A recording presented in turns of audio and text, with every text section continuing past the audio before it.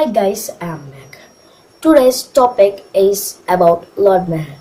Lord Meher is a very big book which contains the history of Meher Baba. There are 20 volumes.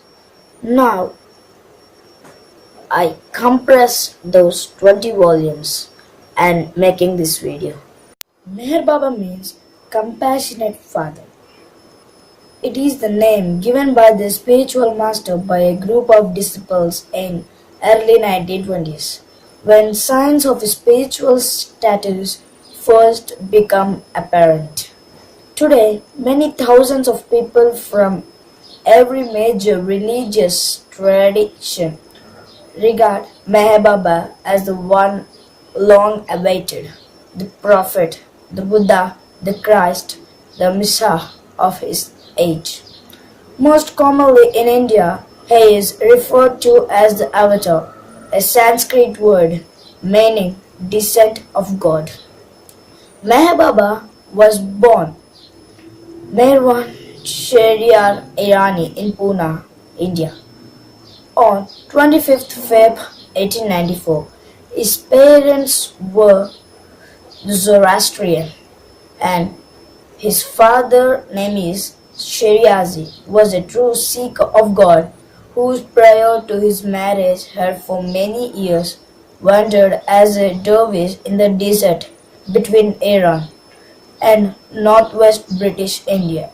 Of his father, Meher Baba said, he passed through a normal childhood, attending St. Vincent's Christian High School in Pune and later Deccan College. At the age of 19, while still in college, his true identity was revealed to him through an encounter with Hazrat Babazan, an Muslim saint who was one of the five prophet masters of the age. In a single instant, with just a kiss on his forehead, Baba Jan gave Meherwan experience of the supreme bliss of God or self-realization. Therefore, Meherwan was drawn to the Hindu prophet master Upasani Maharaj.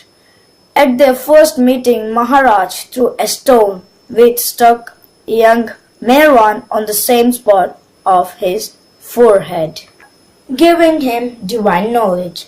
During the next 7 years, Meherwan contact with Maharaj brought him back down to normal consciousness of the world without interpreting, diminishing his God consciousness.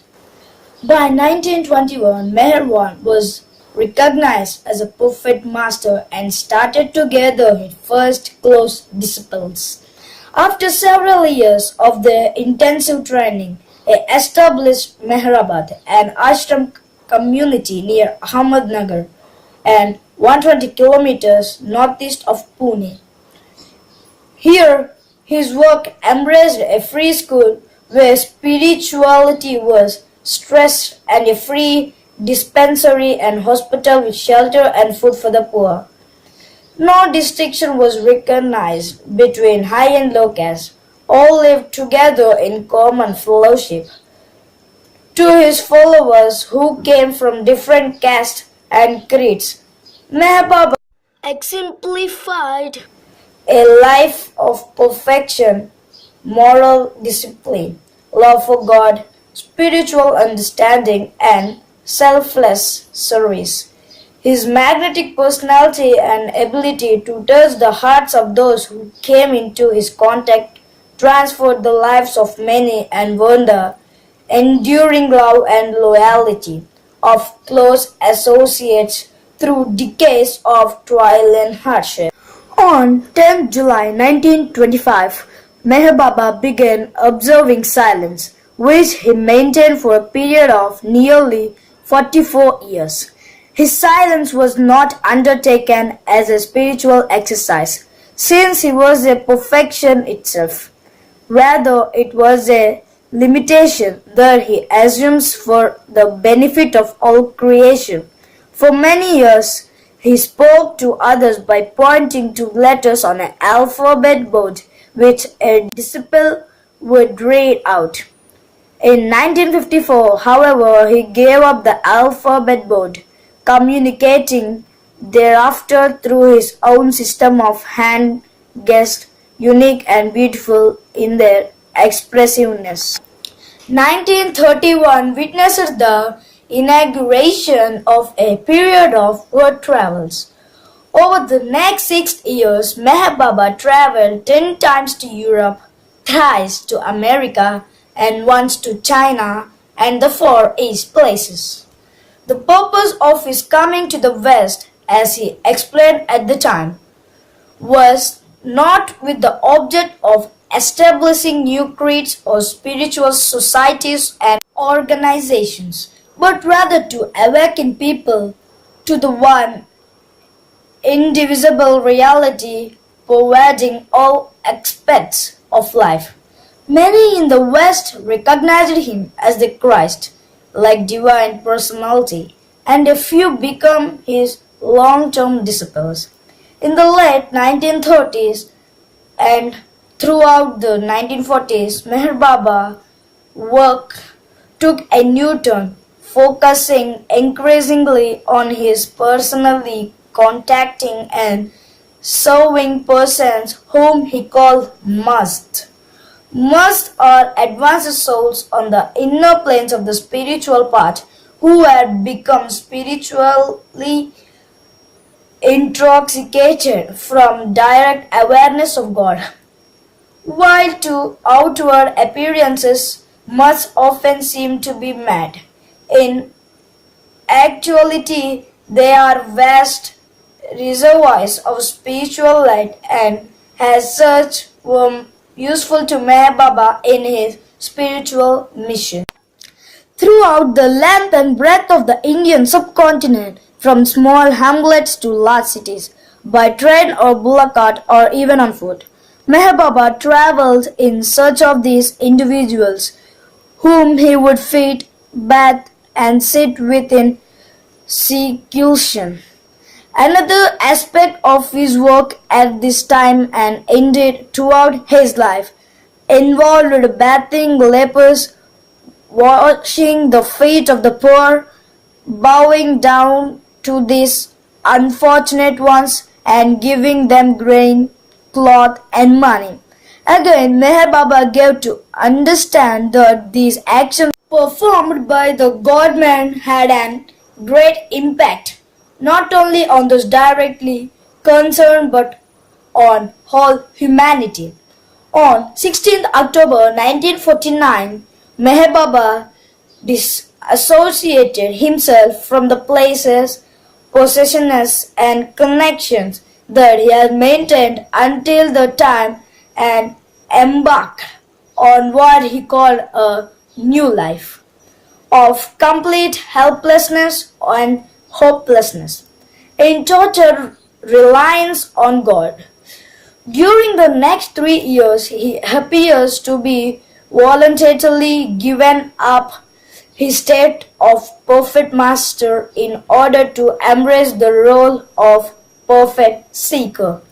His praise culminated in early 1952 with what he called mononage of the mind. Thereafter, Meher Baba resumed contact with his old life followers and gave his personal touch to the hundreds of thousands who flocked around him during the mass public darshan programs of this period. In Feb of 1954, for the first time, Meher Baba publicly declared himself to be the avatar or Christ of the age. The avatar is the direct descent of God into human form. Previous avatars known to history include Zoroaster, Ram, Krishna, Buddha, Jesus, and Muhammad. Many of Meher Baba's most significant messages date from this period, including the universal message, the highest of the high, and the book God Speaks. A monumental and unparalleled elucidation on the theme of God and creation. During the 1950s, Meher Baba traveled 3 more times to the West, re-establishing old ties and providing newcomers with the opportunity for their contact.